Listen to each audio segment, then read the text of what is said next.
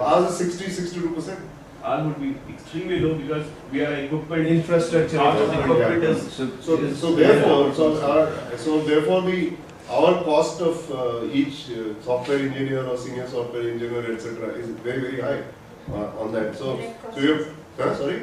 It's a direct cost. Yeah, direct cost. So it has to be in that thing. So where do you get such people? So we have to depend on that young talent, fresh talent. You're saying wage bill is the major component of your total. Sorry? Wage bill. Yeah. Is the major component Of our expenses. Just imagine that this same wage bill goes up by 15% every year. Every year. Right? And what is the overall cost of doing that? And your customer is focusing on cost cutting. Cost cutting. So guess what they do? They pile on to us. Us, yeah. You ask that We on negotiate. us? Not at all.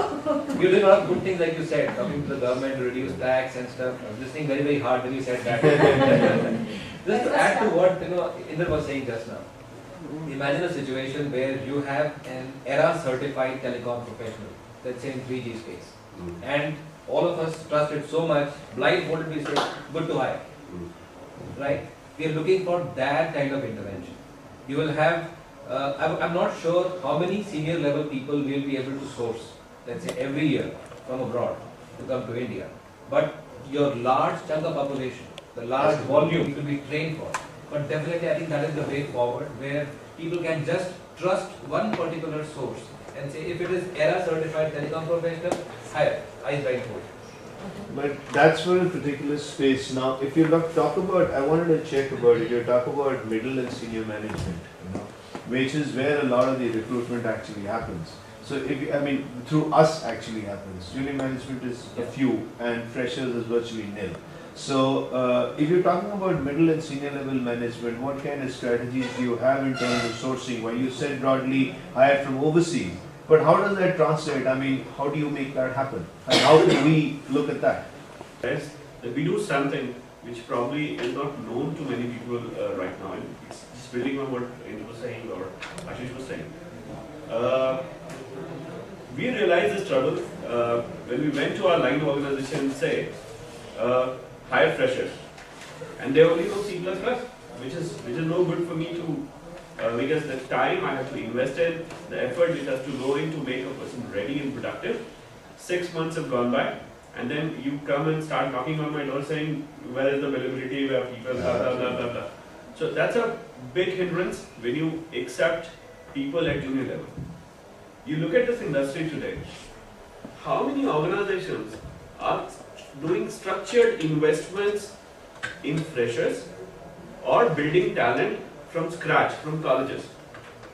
The only way, to my understanding, and correct me if I'm wrong, the only way a fresh electronics and telecom engineer can enter in this industry is through an ARP, ASP route, which is the last person in the value chain who would not recruit very structurally, who would recruit because you've referred to, I think they can do the job, I hired them and put them, and that's how people enter in the industry. Because people like us hire very few, people like Nokia hire very few, and people hire very, very small numbers in comparison to the number of people they require. So the only way a fresher enters is last person in the chain, which is obviously not the quality input which is coming in. Quality guys go to IT industry and various other segments from electronics and telecom. So that's a big, big trouble.